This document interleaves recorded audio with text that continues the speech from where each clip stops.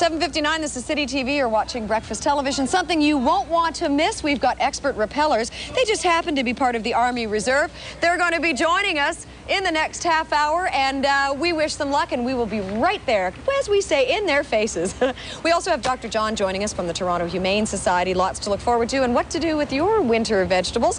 Don't store them, use them. Right now, we're going to go into the City Pulse newsroom to check in with Kevin Frankish. Morning, Kevin. Cloudy skies, a chance of flurries a bit later, a milder Saturday, a cooler Sunday, -7 right now. It is 8:12. Captain Steve Roberts is here, Public Affairs Officer, Toronto Scottish Regiment. Nice to see you. Thanks for letting us come. We're in for a big thrill. We are all big fans of the military, and particularly the Reserve. There is an open house tomorrow, and it is at Fort York Armory. Starts at noon, goes until 8 o'clock. What are we going to see there tomorrow? Well, there'll be equipment at Fort York Armories that our soldiers use for peacekeeping operations around the world, and we'll have soldiers who have served on peacekeeping operations. Like yourself? Yes. You've been over there? Yes, I was in Yugoslavia, Rwanda. And we've got, as I said, all the equipment that our soldiers use. We're going to start to do a little repelling. Yes. It looks like they're anxious to go. Why don't we move out for safety's sake? But we'll continue to talk. Okay. We're seeing some repelling right now. When is this used in action? You can. This is used for coming down cliffs and out of helicopters, and it's a way of getting people into position. It's also used as confidence training. Yes, I can see that you need a lot to be able to do that. And also a demonstration of teamwork.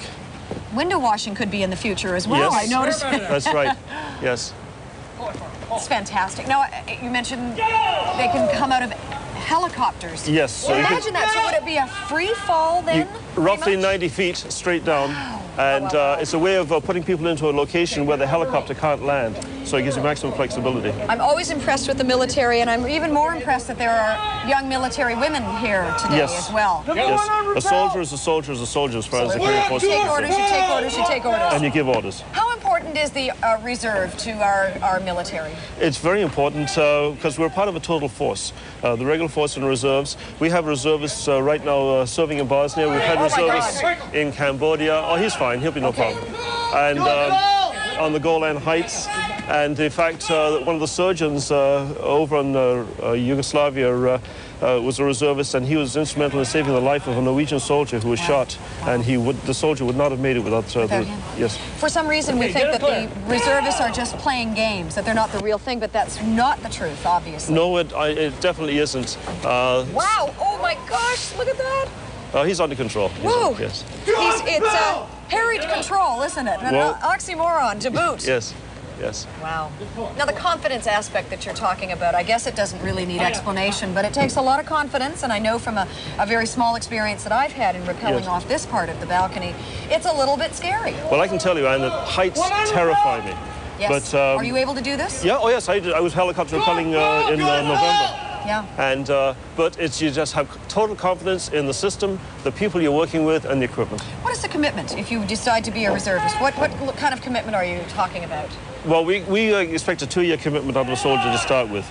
But again, it's unlike in the United States. Once you join, you can leave at any time that you desire. In the United States and other reserve forces, you're in for as long as they want you. In the unfortunate event of a war, would you be the first to be called up, or would it be the regular militia first? We are regular militia. You are? Okay, yes. so you would be called upon as well to be... You are asked to volunteer.